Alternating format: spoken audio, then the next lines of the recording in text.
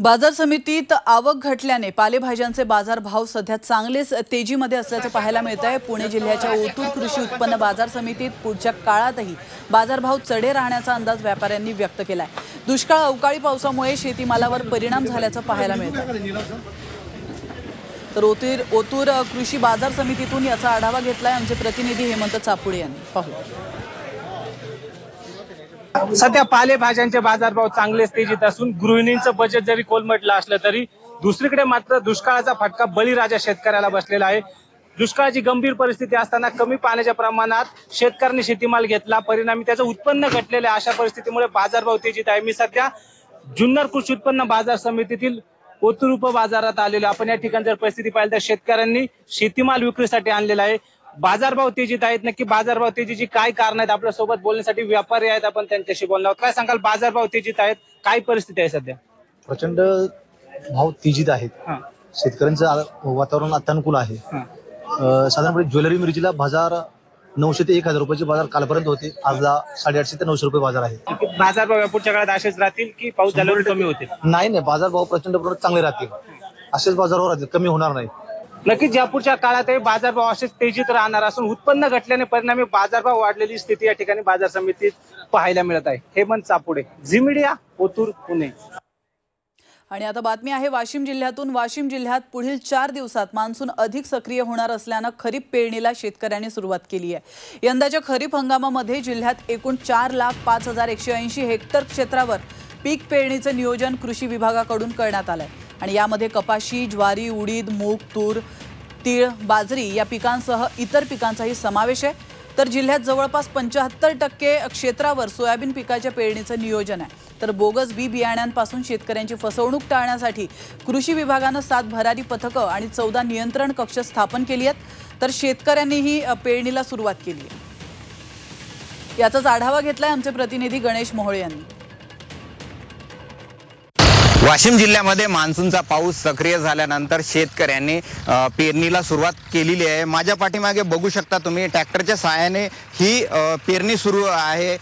वाशिम जिल्हा खरीपाचा जिल्हा म्हणून या जिल्ह्याची ओळख आहे। या जिल्ह्यामध्ये सोयाबीनचं सर्वाधिक पेरणी केली जाते। जवळपास 4,05,180 हेक्टरवर या पेरणीचं नियोजन करण्यात आलेलं आहे। त्यामध्ये जिल्ह्यात 3,07,275 हेक्टरवर सोयाबीनची पेरणी केली जाणार आहे। त्याचबरोबर यावर्षी मान्सून हा वेळेत दाखल झाल्यानं सोयाबीनच्या पाठोपाठ कपाशीच्या लागवडीमध्ये सुद्धा वाढ होणार आहे। त्यामुळं शेतकऱ्याची पेरणीची ही लगबग सुरू आहे। जर बोगस बी बियाणे कुठे आढळल्यास त्यावर तक्रार करण्याचं आवाहन कृषी विभागाच्या वतीने करण्यात आलेलं आहे। गणेश मोहोळे, झी मीडिया, वाशिम।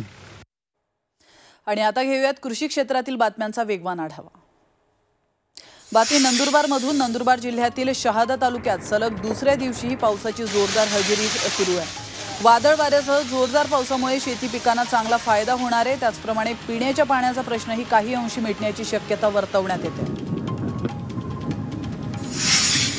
तर महाबळेश्वरमध्ये रिमझिम पाऊस बरसतोय। या पावसाचा पर्यटक आनंद लुटताना पाहायला मिळत आहेत। रिमझिम बरसणाऱ्या सरीमुळे वातावरणात गारवा निर्माण झालाय।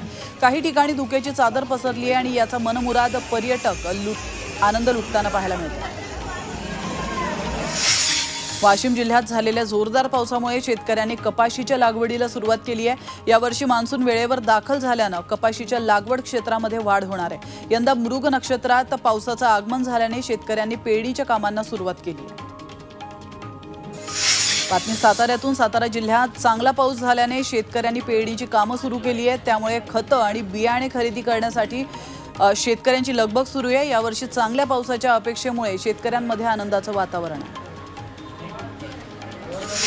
पुण्याच्या पुरंदर तालुक्यातील 2 शेतकऱ्यांनी कोथिंबिरीच्या पिकातून लाखांचं उत्पन्न मिळवलं आहे। राजेंद्र धुमाळ या शेतकऱ्याने 2 एकर क्षेत्रातून 3.5 लाखांचं कोथिंबिरीचं उत्पन्न मिळवलं आहे। तर प्रताप धुमाळ यांनी 10 गुंठे क्षेत्रातून 1 लाखांचं कोथिंबिरीचं उत्पन्न मिळवलेलं आहे। आणि विशेष म्हणजे व्यापाऱ्यांना शेतामध्ये जाऊन या कोथिंबिरीची खरेदी केली आहे। यवतमाळ जिल्ह्यात खरीप हंगामासाठी पीक कर्जाचं समाधानकारक वाटप झालेलं नाहीये, त्यामुळे या महिना अखेर 75% जास्त पीक कर्जाचं वाटप करा असे आदेश पालकमंत्री संजय राठोड यांनी जिल्हा बँकेला दिलेत। बिगर शेती कर्जाची वसुली वाढवून त्यातून शेतकऱ्यांना पीक कर्ज वाटप करा अशा सूचना त्यांनी केल्या।